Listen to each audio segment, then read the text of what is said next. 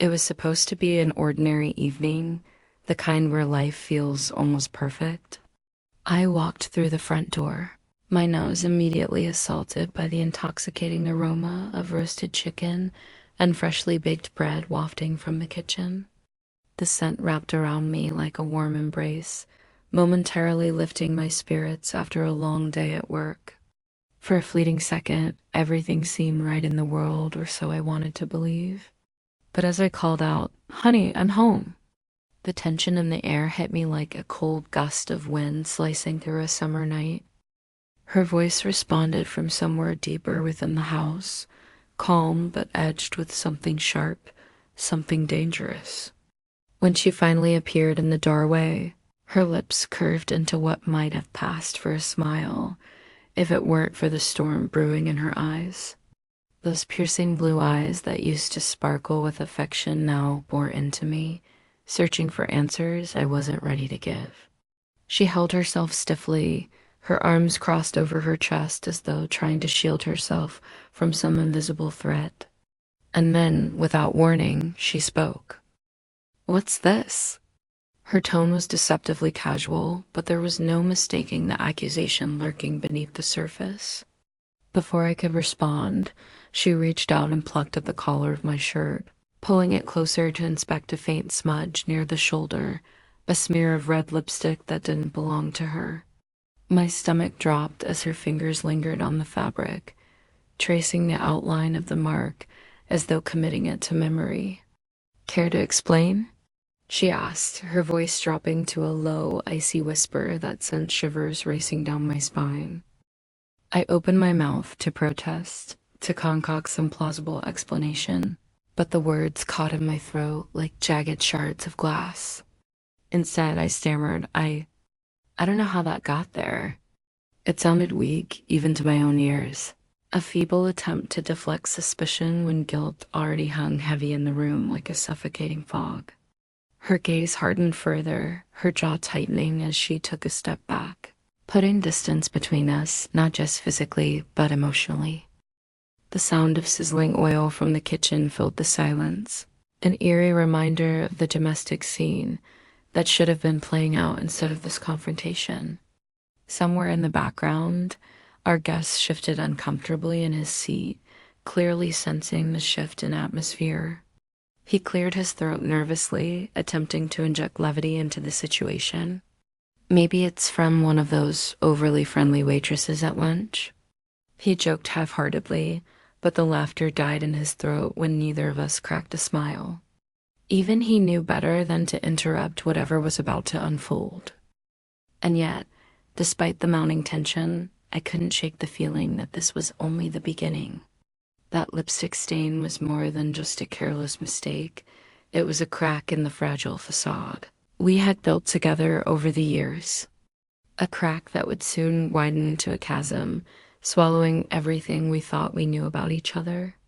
As I stood there under her unrelenting stare, I realized that tonight wasn't going to end with dinner and idle chatter. No, this was the calm before the storm, and I was utterly unprepared for what came next. The dinner table, once a sanctuary of warmth and shared laughter, had transformed into a battlefield of unspoken accusations. The aroma of roasted chicken still lingered in the air, but it now felt suffocating rather than comforting. As we sat down to eat, the clinking of forks against plates seemed unnaturally loud, each sound reverberating through the tense silence like a warning bell. My wife's smile, once genuine and inviting, had faded into a thin, calculated line. Her eyes darted between me and our guest, as though she were weighing whether to strike or bide her time. And then it came, the question that shattered what little peace remained. "Where's your wedding ring?" she asked, her voice cutting through the room with surgical precision. Each word was sharp enough to draw blood, leaving no room for evasion. I froze, my fork hovering midair, my mind scrambling to piece together an answer that wouldn't unravel everything. I stammered, my voice betraying the panic bubbling beneath the surface. "It's in the garage. I took it off while fixing the car earlier." Her gaze hardened, skepticism etched into every line of her face. She leaned back slightly, crossing her arms over her chest, a gesture that screamed distrust. "Funny," she said, her tone dripping with sarcasm. "You always seem to lose important things lately." Before I could respond, she reached across the table. Her movements deliberate and slow, unplugged something from the pocket of my jacket hanging on the chair beside me. A small slip of paper fluttered onto the table, landing face up between us. A hotel receipt dated just 2 days ago. The room seemed to tilt on its axis.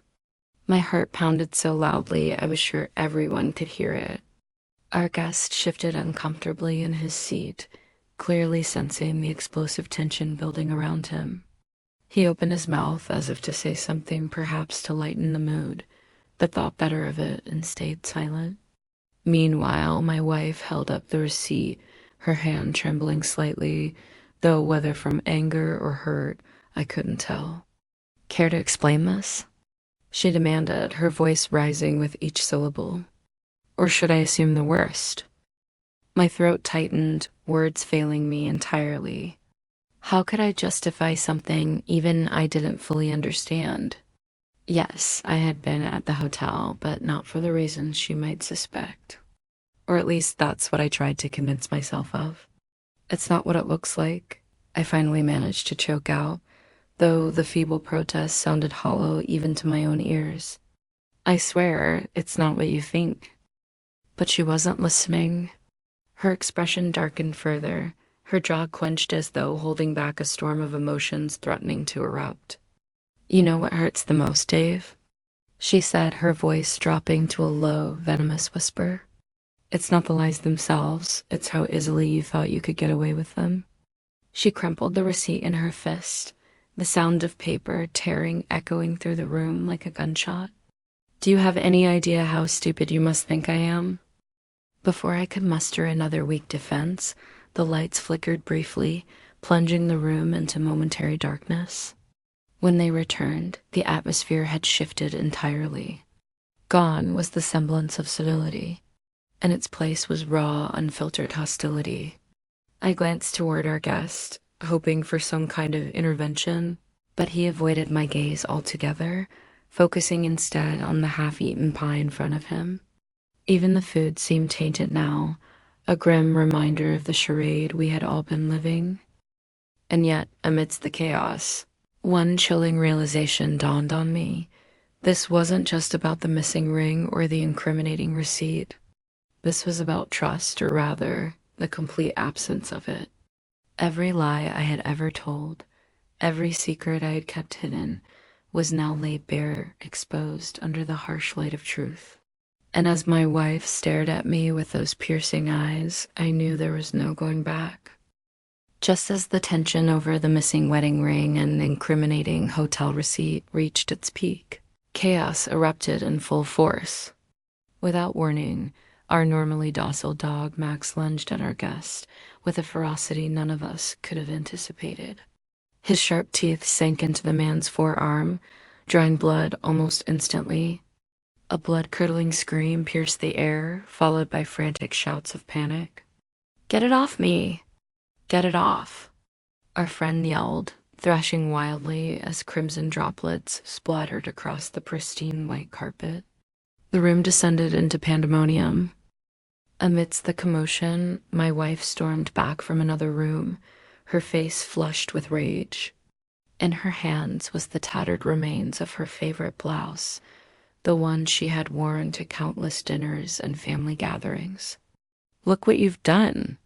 she shrieked, thrusting the ruined garment toward me.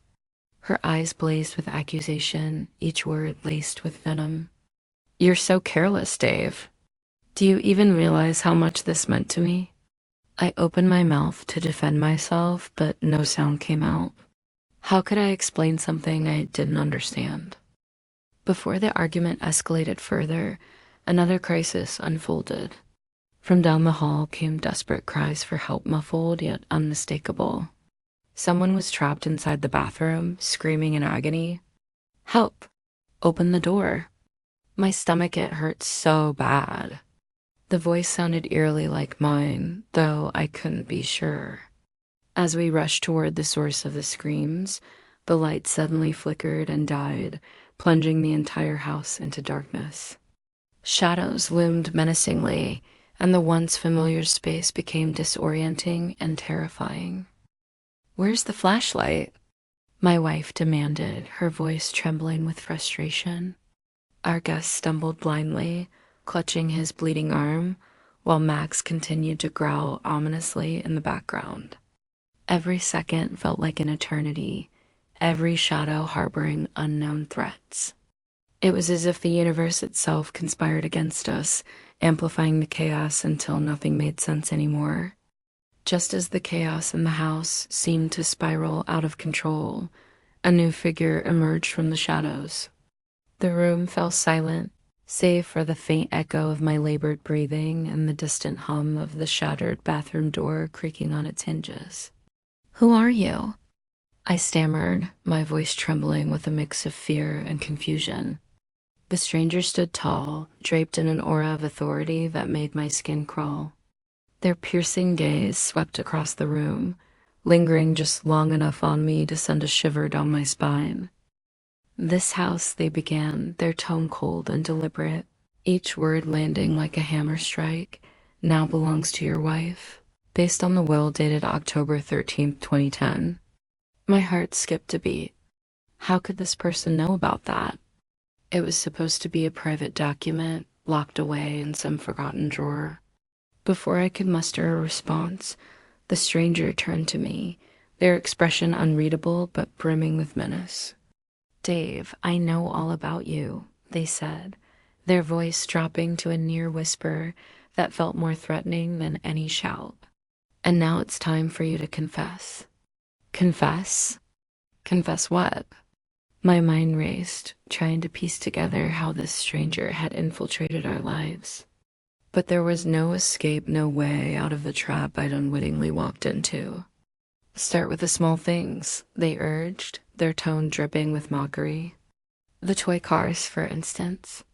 My stomach churned as memories I buried deep resurfaced. When I was little, I admitted, my voice barely audible, I took my friend's toy car. No, not just one, several of them. The admission hung in the air like a dark cloud, but the stranger wasn't satisfied. "And," they pressed, leaning closer, their eyes boring into mine, "what else have you hidden?" Panic set in as I realized they already knew the answers. They were simply forcing me to say them aloud. "I stole money from my mother's wallet once," I blurted out, the words spilling forth like poison. It wasn't much, but it was enough to make me feel guilty for years. The stranger nodded slowly, as if savoring my discomfort. "Good. Now let's talk about your boss, the man you claim to despise so deeply." My throat tightened. This was worse than I imagined. "It's true," I admitted, my voice cracking under the weight of shame. "I hated him, not just because he was difficult, but because he treated me like I was worthless. So I sabotaged his reports. I altered numbers, twisted facts, anything to make him look incompetent." The confession left me feeling hollow, exposed, vulnerable. Yet the stranger showed no mercy. "And Emily?" they asked, their tone laced with venom. My blood ran cold. How did they know about Emily?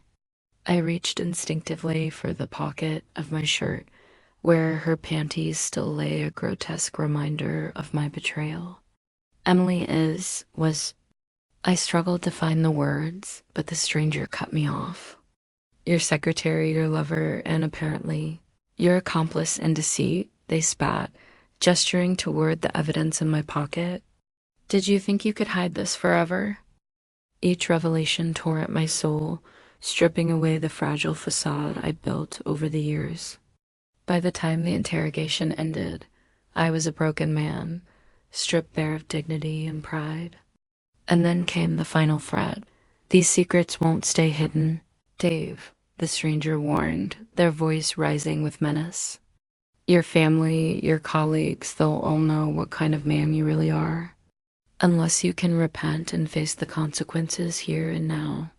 The stranger's words hung in the air like a noose tightening around my neck, each revelation stripping me of whatever dignity I had left. My mind raced to make sense of it all. How could this person know so much about my life? And then, as if sensing my confusion, they stepped closer, their piercing gaze locking onto mine. It was at that moment, the worst possible one, that realization struck me like a lightning bolt. The voice, the posture, the eerie familiarity. This wasn't some random intruder. It was her. My wife. Her transformation was staggering. Gone was the woman who had greeted me with dinner and faint smiles earlier that evening. In her place stood a figure radiated authority and fury, someone who seemed both alien and terrifyingly familiar. Surprised? She asked, her lips curling into a cold smirk.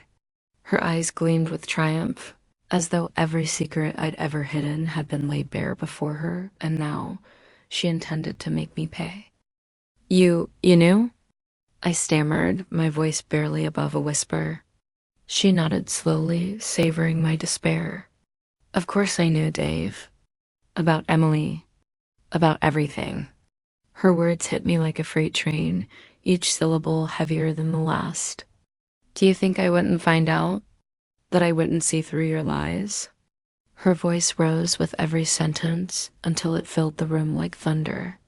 You've humiliated me, betrayed me, destroyed everything we built together, and now you'll lose everything.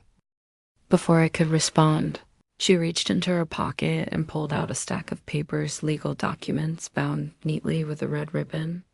This, she said, waving them in front of me, is our divorce agreement. But don't worry, it's not just the marriage ending tonight. I'm taking everything, the house, the car, the savings account. Every single thing you touched will be mine. My heart sank as the reality of her words sunk in. Everything I thought was the life I'd built, the security I'd taken for granted, was slipping through my fingers like sand. But why are you doing this? I pleaded, desperation creeping into my voice. We can fix this. We can start over. She laughed, a bitter, hollow sound that echoed off the walls. Start over? With you? After everything you've done? She shook her head, her expression darkening. No, Dave. There's no starting over. Not after what you've put me through.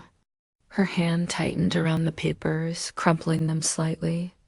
And just so you know, she added, pulling out a small digital recorder from her other pocket, I've recorded every word of this conversation. It'll make a lovely exhibit in court. The finality of her statement crushed me. The recorder was the ultimate proof, the nail in my coffin. Every confession, every admission of guilt, I had walked straight into her trap without realizing it. Please, I begged, tears streaming down my face. I'll do anything. Just give me another chance. But she didn't flinch. Instead, she turned to her guest, who had been watching the scene unfold in stunned silence. Thank you for your help, she said, her tone professional and detached. I appreciate your testimony in court. It'll seal the case against him. Our friend nodded weakly, avoiding my gaze. Betrayal burned in my chest, hotter and more painful than any physical wound. As she walked toward the door, her heels clicking against the floor with each deliberate step, I found myself pleading one last time. Please, I whispered, my voice breaking. I'm sorry. I'll do anything. Just don't leave me like this. But she didn't stop. She didn't even glance back. Instead, she paused at the threshold, her silhouette framed by the soft glow of the hallway light. Goodbye, Dave, she said softly, almost gently. And then she was gone, leaving behind only the echoes of her footsteps and the lingering scent of betrayal. As the weight of her words sank in, my wife's expression shifted from cold fury to something far more devastating finality. Without a word, she strode toward the center of the room, where her favorite porcelain vase sat perched on a pedestal. It was the same vase she had cherished for years, a relic of happier times that now seemed like a cruel mockery of what we once were. With a swift, deliberate motion, she hurled it to the floor. The sound of shattering porcelain echoed through the house, each fragment glinting cruelly under the dim light. For a moment, time stood still. I stared at the wreckage, unable to move or speak, as if the broken pieces mirrored the jagged remains of our marriage. I realized then that this wasn't just about losing the house or the money, it was about losing everything. My family, my dignity, my very sense of self, all of it slipped through my fingers like grains of sand. Standing there amidst the chaos, I felt utterly exposed, stripped bare not only of material possessions, but also of any semblance of pride or worth. Every lie, every betrayal, every selfish act had led me here, to this moment of complete and utter ruin. Before I could process the enormity of my loss, the sharp ring of the doorbell shattered the heavy silence. My wife turned toward the entrance, her lips curling into a satisfied smirk, as though she had been expecting this. The door swung open, revealing two officers in uniform. Their faces were stern, their movements precise as they approached me. "David Miller?" one of them asked, his tone leaving no room for doubt. "You're under arrest for embezzlement and adultery. Please come with us." My knees buckled beneath me, but I managed to stay upright, my mind racing to comprehend how it had come to this. She had planned it all, the recording, the legal documents, even tipping off the authorities. There would be no escape, no second chances. As they cuffed my hands behind my back, I glanced around the room one last time. My wife stood there, her arms crossed, watching me with an unreadable expression. Her eyes, once filled with love, now held nothing but disdain. The officers led me outside, their grips firm and unyielding. I took one final look at the house, the home I had once called mine, and felt a crushing wave of despair wash over me. Tears blurred my vision, but even through the haze, I could see the shattered pieces of the vase scattered across the floor. They weren't just fragments of porcelain. They were the remnants of a life I would never get back.